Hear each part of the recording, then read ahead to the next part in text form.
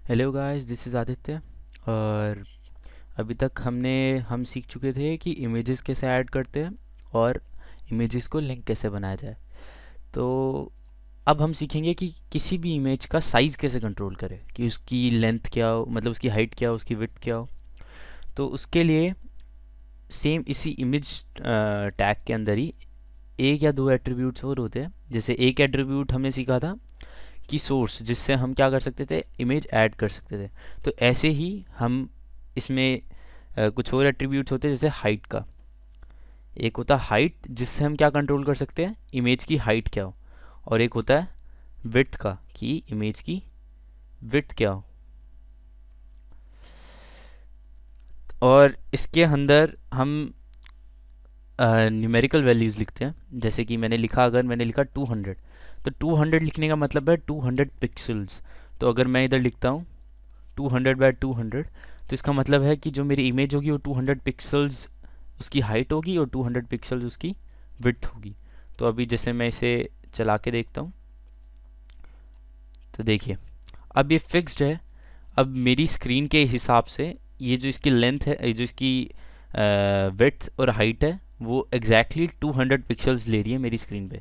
तो मैं ब्राउज़र की लेंथ चाहे कितनी बढ़ाऊँ, वो हमेशा 200 पिक्सल्स ही रहेगी। तो अगर मैं इसका साइज़ थोड़ा और बड़ा करना चाहूँ, मैं चाहता हूँ कि इसकी विड्थ थोड़ी ज़्यादा हो, तो मैं इसे लिखता हूँ, जैसे 400 मैंने पिक्सल्स लिखा, तो इसकी विड्थ डबल हो जाएगी, जैसे जितनी भी पहली थी। अब 400 पिक्सल्स वाइड है ये, और 200 पिक्सल्स इसकी हाइट रही। तो ऐसे ही मैं हाइट और विड्थ एट्रीब्यूट यूज़ करके इमेज की हाइट चेंज कर सकता हूँ। और एक और टिप देना चाहूँगा आप लोगों को, कि यहाँ पर हम जो वैल्यूज़ है, हम इधर परसेंटेज में भी वैल्यू लिख सकते हैं। आपको थोड़ा एक्सप्लेन करता हूँ मैं क्या कह रहा हूँ। कि अगर मैंने इधर लिखा, समझ लीजिए 50%,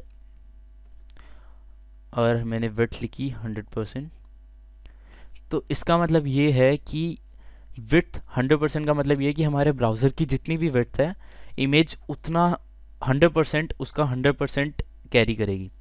और ब्राउज़र की जितनी हाइट है, इमेज उसका उसकी इमेज की हाइट उसकी 50% होगी।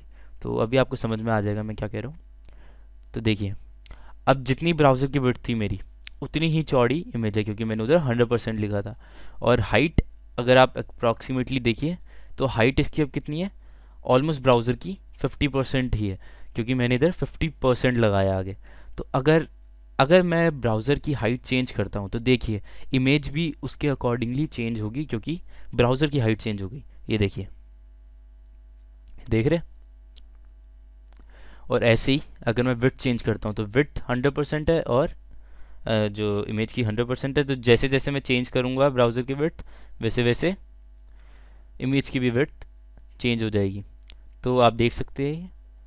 तो ऐसे थोड़ी डायनेमिक इमेजेस हम बना सकते हैं, ये परसेंट को यूज़ करके। तो इस ट्यूटोरियल के लिए बस इतना ही। हम आगे वाले ट्यूटोरियल्स में सीखेंगे कि टेबल्स कैसे बनाते हैं हमारी वेबसाइट के अंदर। तो अभी आपको पता चलेगा नेक्स्ट ट्यूटोरियल में कि टेबल्स कैसे बनती है। ठीक है। So thank you guys for watching.